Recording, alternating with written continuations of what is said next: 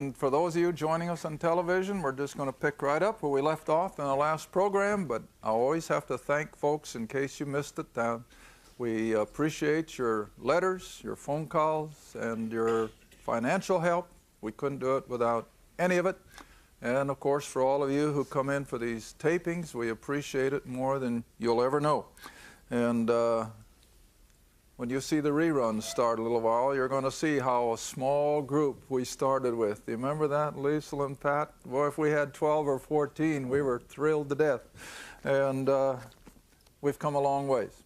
Okay, let's go right back to where we left off. You know, I keep my announcements short, and yet once in a while somebody will complain and say, you're wasting time. Get into the book. So we do. We try to spend as much of this 28 minutes as we possibly can. Back to 1 John chapter 4. We just left off with verse 14. And we have seen and do testify that the Father sent the Son, and that's with the emphasis I want, that he was sent into the world to be the Savior. Now then, verse 15. Whosoever shall confess that Jesus is the Son of God, God dwelleth in him, and he in God. Now, if you were to ask a friend or a loved one, if you were to die tonight, why do you think God would let you into his heaven? And if that loved one would say, well, I believe that Jesus is the Son of God, would you be satisfied? No, I wouldn't be. I'd have to say, no. Is that all you believe? Isn't that enough? No, that's not enough. You know, I'm reminded they're all dead now, so I think I'm free to pass some of these things on. A gentleman was talking to a friend of his who was an old dying deacon. I won't say what denomination. There's more than one denomination that uses the term deacon. But anyway, he was speaking with an old friend of his who had been a deacon for years and years, and the subject came up, and he said, well, now, he said, if you were to die tonight, he said, why do you think you'd go to heaven? And the old man said, because when I was a kid, I confessed my sins, I got baptized, and I joined the church. And my friend said to his friend, and that's all? He said, is there more? Well, he said, what are you going to do with the death, burial, and resurrection of Christ? And you know what the old man's response to that was? What's that got to do with it? Now, this is an old man who had been a deacon for years and years and years. And none of them surprised me. Not a bit.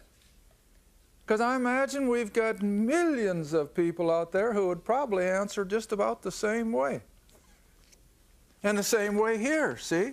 Now, this is why I say that John knows nothing, and the Holy Spirit is inspiring him. Don't ever take that away from it. This is just as much inspired of the Holy Spirit as what Paul or anybody else writes. But it was not for them yet to reveal that which would be revealed to the Apostle Paul at a different time. And consequently, you cannot find then a gospel based on death, burial, and resurrection in these Jewish epistles. It's not in here. And this is what I want people to see. John makes it just as plain as language can make it, that whosoever shall confess that Jesus is the Son of God, God dwelleth in him, or he's a believer. Now, am I making my point? Not a word about the cross. Not a word about his death, shed blood, resurrection. Only who Jesus of Nazareth really is or was. All right, now let's just chase this down as we've done umpteen times before, but we have to realize we've got new listeners coming in every day, and a lot of these things, of course, we haven't covered over a long period of time. So I'm going to bring you back to Christ's earthly ministry. I want to bring you all the way back to Matthew. And I want you to see how clearly John's Gospel and these little Jewish epistles of James and Peter and John all are on this same playing field. And it's all based on who Jesus of Nazareth really is. All right, Matthew chapter 16. Matthew 16. And we're going to drop in at verse 13. Now, for some of you, this is probably the 100th in some time, but it just bears repeating. Here we are at the end again of Christ's earthly ministry, much like the verses we read in Luke, a program or two back. And they're up in northern Israel at the headwaters of the Jordan River, Caesarea Philippi. And he has the 12. And so he asked the disciples, saying, Whom do men say that I, the Son of Man, am? Now that's simple enough, isn't it? Put it in today's language, I would just say, who do people say I am? That's all he asked them. Who do the rank and file of Israel, remember now, he confined his ministry to the Jews, who do the rank and file of Israel think I am? Now look at their answer. After 3 years of miracles and signs and wonders. Verse 14. And they said, Some say you're John the Baptist. Now I always like to feed in a little imagination here without adding or taking away from Scripture. Here's 12 men. And 12 men are 12 men of any time. And I imagine they almost interrupted each other sharing what they had heard. And so one of them said, Well, I heard somebody think you were John the Baptist. And about that time, somebody, I've heard them say that they're this. And someone else. Can't you just hear them? These 12 men are just almost interrupting each other, sharing what they had heard concerning this Jesus of Nazareth. All right? And so they said, Some say you're John the Baptist. Some think you're Elijah. Others, Jeremiah, or one of the prophets. Isn't that amazing? After 3 years of signs and wonders and miracles amongst the nation of Israel, who had had the Old Testament for almost 1,000 years, and they still don't know. All right? Now verse 15. Jesus came back and he says, But whom do you say that I am? Have I proved anything to you? See? And now Simon Peter speaks up, and I think Peter was the spokesman usually. And so Simon Peter answered, verse 16, and said, Thou art the Christ, the anointed one, the Messiah. See? Thou art the Christ, the Son of the living God. Just exactly what John said back here in 1 John. That if you believe that Jesus was the Son, then you have eternal life. All right? So Peter answered, Thou art the Christ, the Son of the living God. Who is going to die for me and be raised from the dead? No, he doesn't say that. Does Jesus come right back and say, Well, now, Peter, is that all? No. Jesus is perfectly content with that answer. So content that he goes on to say, Blessed art thou, Simon Bar-Jonah. You have got it down so right that it's obvious. Flesh and blood didn't reveal it to you, but my Father who is in heaven. All right, so that's all they were to know. Who Jesus was. All right, let's skip. We've done this before. I know we have. I'm not getting senile. I remember what I've done before. Now let's skip up to John's Gospel. Chapter 11. No, 12. Chapter 12. John's Gospel, chapter 12. No. I'm sorry, honey. I'm sorry. Just a minute. 11. I was right in the first place. John's Gospel, chapter 11. And we're going to drop in at verse 23. And leading up to this, of course, Jesus has left Bethany. And in the meantime, Lazarus has not only gotten sick, but he's what? He's died. So when Jesus comes back, Lazarus is dead.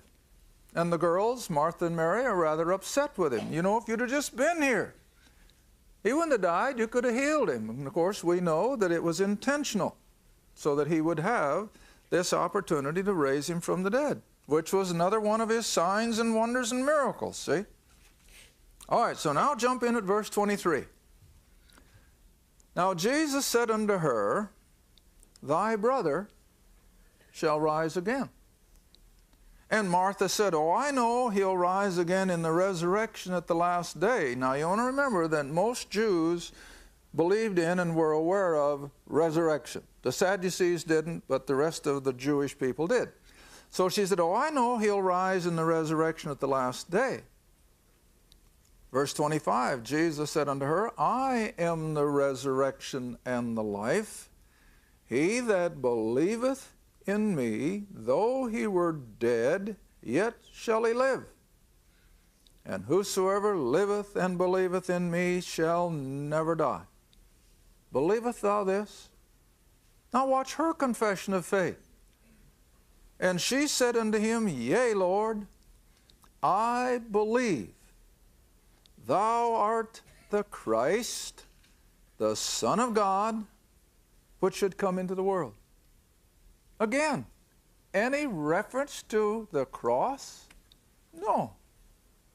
Any reference to a death and resurrection? No. And so Martha, just like Peter, had that same profession of faith. Thou art the Christ. That's who you are. You are the Son of God who will be the Messiah, the King of Israel. And that's all they were to believe. That's all that had been revealed. Now you see, I'm always coming back to my definition of faith. What is faith? Taking God at His word. But you can't take God at a word that He hasn't spoken. And if He hasn't revealed something, He doesn't expect anybody to believe it. But what He had revealed to these people was that He was the Christ. And so He expected them to believe it. And everything was based on that. All right, now we can go even a little further. Let's go on into the book of Acts. I'm going to stop at verse, or chapter 3.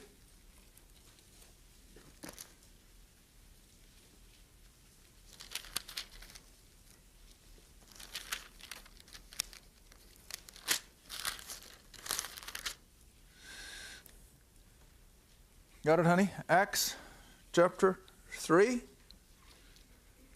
And this is the sermon after Pentecost. I don't know how much later, but it's not Pentecost anymore. It's beyond that. And Peter and John have just raised the lame man, a miracle. And the Jews are wondering how in the world they did it, even though it's only a few weeks after Christ's earthly ministry of miracles. But nevertheless, they have raised the lame man, and the people are astounded. And I'll drop in at verse 12, because I want you to see the whole scenario. Verse 12 of Acts 3. And when Peter saw it, that is, the consternation of the Jewish people, he answered the people, Ye men of Israel, why marvel at this? Why look you so earnestly on us as though by our own power or holiness we made this man to walk? The God of Abraham, of Isaac, Jacob, the God of our father. See, that's why I adamantly maintain that Peter is still preaching to Jews only. He's not including Gentiles. Gentiles don't have Abraham, Isaac, and Jacob to our father. That was a Jewish phenomenon. All right, and so he says, the God of our fathers, verse 13, reading on, has glorified His Son, Jesus, whom you delivered up, denied in the presence of Pilate when he was determined to let him go.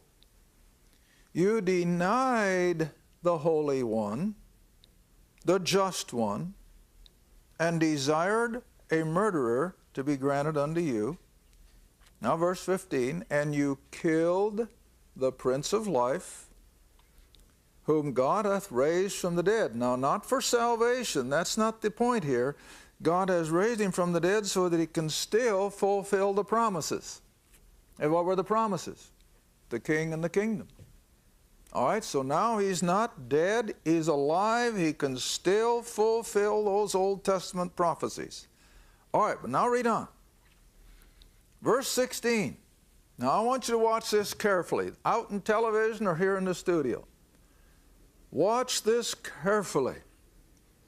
And Peter now tells this Jewish crowd, full of questions, what power did Peter and John use to raise this man who we know later had sat at the foot of the gate of the temple for 40 years? All right, now here comes the answer. Verse 16. His name.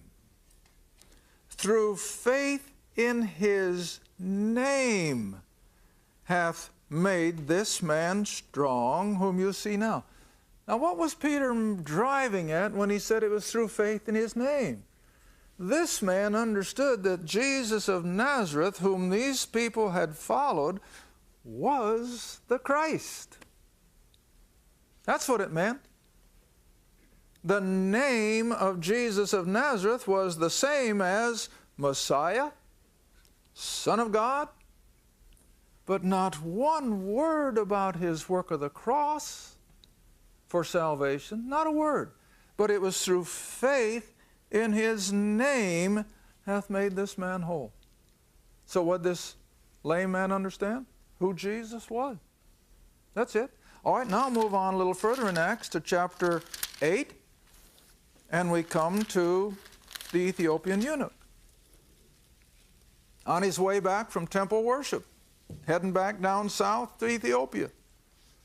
And you all know the account. And again, Philip, who was the one that took the message to Samaria, not a word yet about Gentiles. It's all still dealing with Israel. And so now the Spirit has led Philip to go up to this chariot, and I feel that the eunuch was a Jew. But that's beside the point, because he was reading from Isaiah 53. He'd been to the temple to worship. All right, so now verse 35 of Acts 8. Then Philip opened his mouth and began at the same scripture, Isaiah 53, and preached unto him Jesus. And as they went on their way, they came to a certain water, and the eunuch said, See, here is water. What doth hinder me to be baptized? Now, I'll just stop and think a minute. Beginning with John the Baptist's ministry and all the way through Christ's ministry, and for Peter in Acts chapter 2, along with repentance, what was the other object? Water baptism.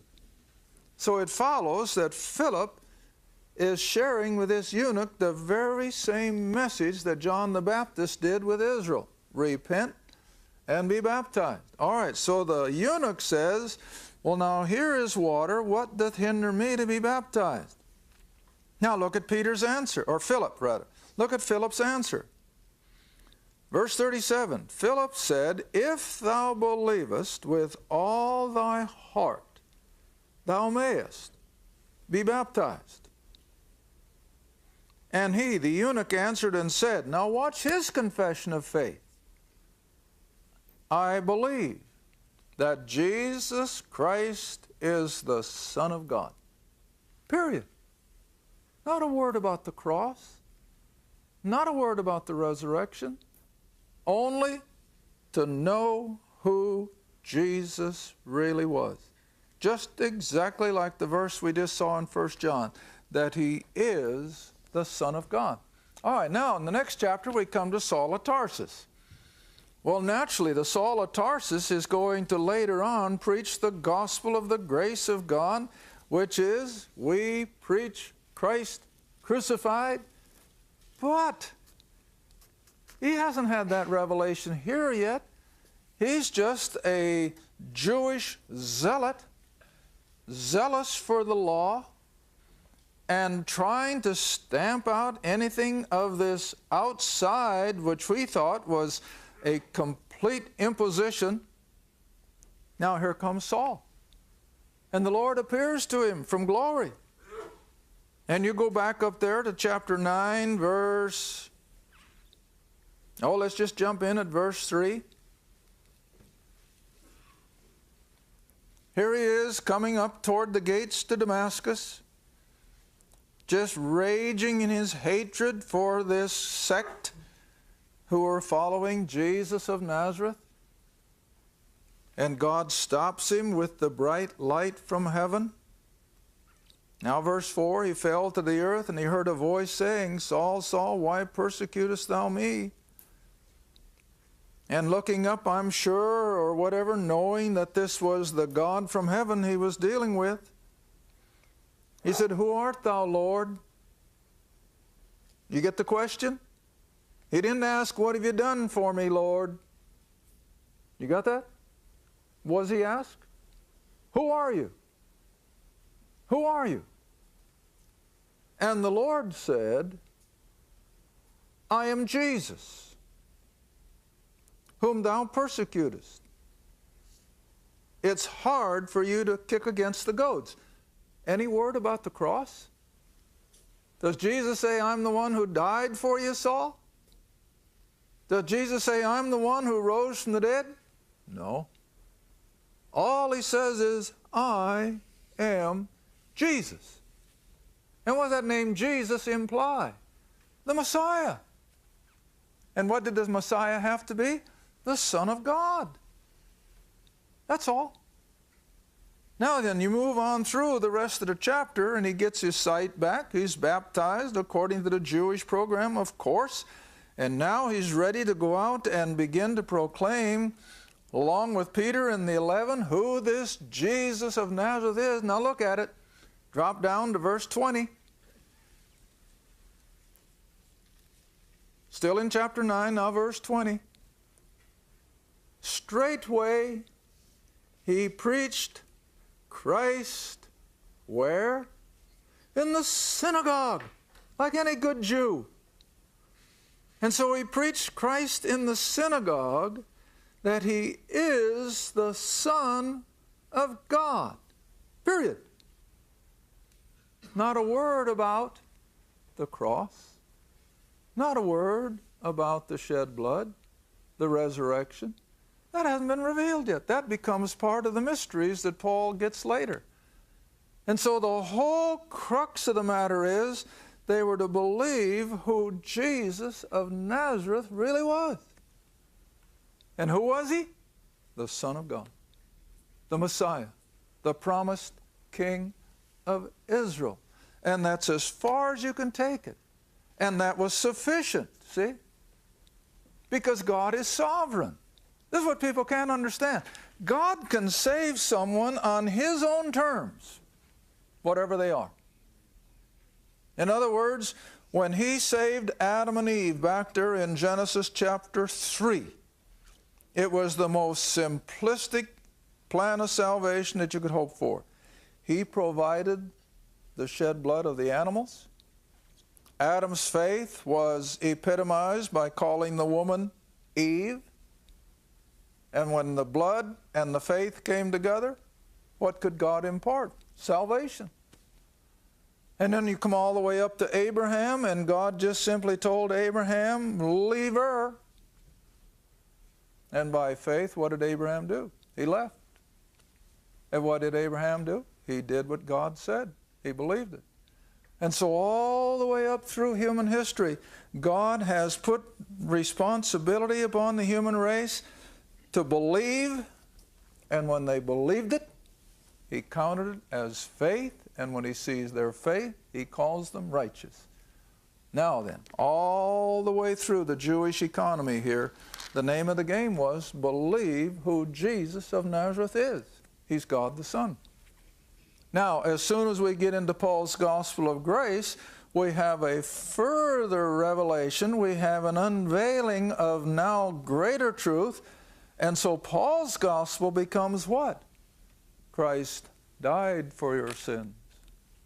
Yes, he is the Son of God. But he died for your sins. He was buried. He was risen from the dead. Believe it. And that's our gospel. And you can't mix the two nohow, even though they're connected. And we'll look at Paul's gospel more in detail in our next half hour. But oh, listen, God never expects any human being to believe something that he has not clearly defined. He will never consign somebody to a lake of fire based on something that he never said. Then he would be unfair. But he always makes it plain what he expects them to believe. And when they put faith in what he has said to them, yes, they have salvation. All right, so all through, from the beginning of his earthly ministry, when he asked the 12, whom do men say that I, the Son of Man, am? Right on up until he finally shuts the gate on Israel's gospel of the kingdom and puts everything under the gospel of grace. Until that time, it was to believe who Jesus really was. All right, we got 1 minute left. Let's come back to 1 John chapter 4. We just finished the chapter, and then when we come into chapter 5 in our next program, we're going to go and compare Paul's gospel of grace with this still gospel of the kingdom. All right, 1 John chapter 4 and verse 17. Herein is our love made perfect or complete, that we may have boldness in the day of judgment, because as he is, so are we in this world. See, now this was all language just like in John's gospel. And then come on down to verse 19. We love him because he first loved us.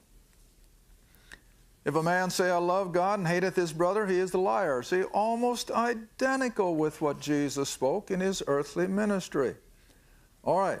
So now then, verse 21, we'll have to close the program. And this commandment we have from him, that is from Christ, that he who loveth God will love his brother also. Thank you for watching Through the Bible with Les Feldick.